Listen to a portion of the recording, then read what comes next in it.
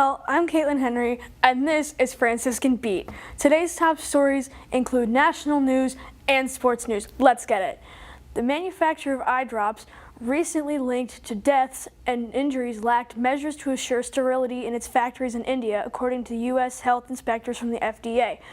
The FDA administration officials uncovered about a dozen problems with how global pharma healthcare made and tested its eye drops during an inspection from late February through early March. The FDA released its preliminary inspection report Monday. The company uses procedures that can't actually ensure its products are sterile. FDA staff wrote, in particular, the inspectors found that the plant had used a deficient manufacturing process between December 2020 and April 2022 for products that were later shipped to the U.S. The plant in India's southern Tamil Nadu state produced eye drops that have been linked to 68 bacterial infections in the U.S., including 3 deaths and 8 cases of vision loss. 4 people have had their eyeballs surgically removed due to infection. The drops were recalled in February by 2 U.S. distributors, Erizicare and Dasalam Pharma. Eye drop maker couldn't ensure factory was sterile, FDA says.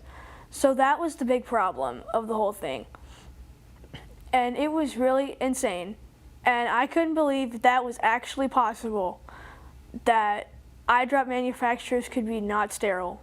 I was very surprised by this. Very, very surprised by this. So yeah, maybe don't go to the store and just buy some random eye drops. That might help you save your eyesight. Please and thank you. There's my PSA for the day. So yeah, anyway, we're gonna move on to something I know very well called sports news. Sports news is fun and I know it very well.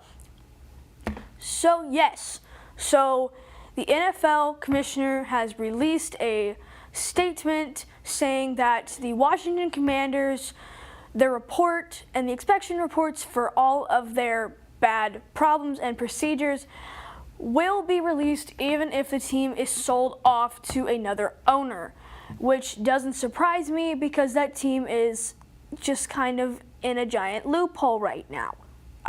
They always kind of have been since Dan Snyder took over. So it's pretty much to be expected.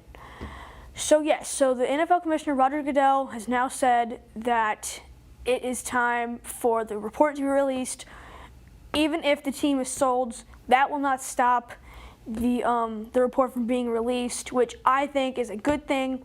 I'm a Panthers fan, and so being a fan of the NFL, I think that is going to be a good thing. I really do. And I am going to read you the actual story.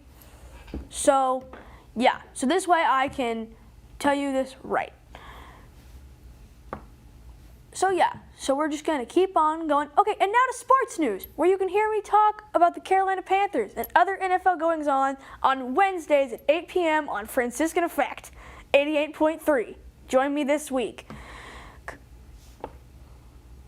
Embattled Washington Commanders owner Dan Snyder could very well sell the franchise before an investigation into his organization's conduct can be complete. NFL Commissioner Roger Goodell said even if that's the case, the report will be made public. Yes, quote, yes, we've committed to releasing the report, Goodell said Tuesday at the league's annual meetings.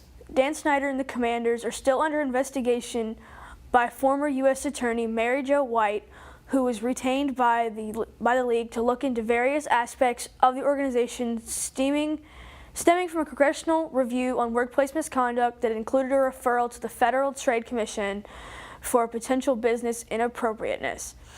We'll allow White to do her job, then we'll see where we are, Goodell said.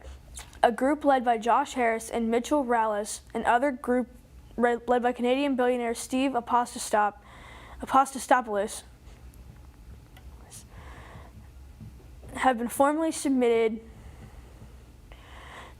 fully financed bids for the Commanders. According to a person with knowledge of the situation, 2 people confirmed the bid from Harris. Both spoke to the Associated Press on condition anonymity because details of the bid have not been released publicly.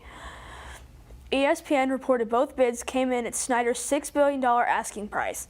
So, now to weather. As most of you guys know, it is a nice day outside today. Today's high temperature was about 74 degrees with a low of 63 here in beautiful Steubenville. Tomorrow's high is going to be 85 with a low of 55. And that's all the news I feel like talking about today on this really great Tuesday. Stay groovy, Steubenville.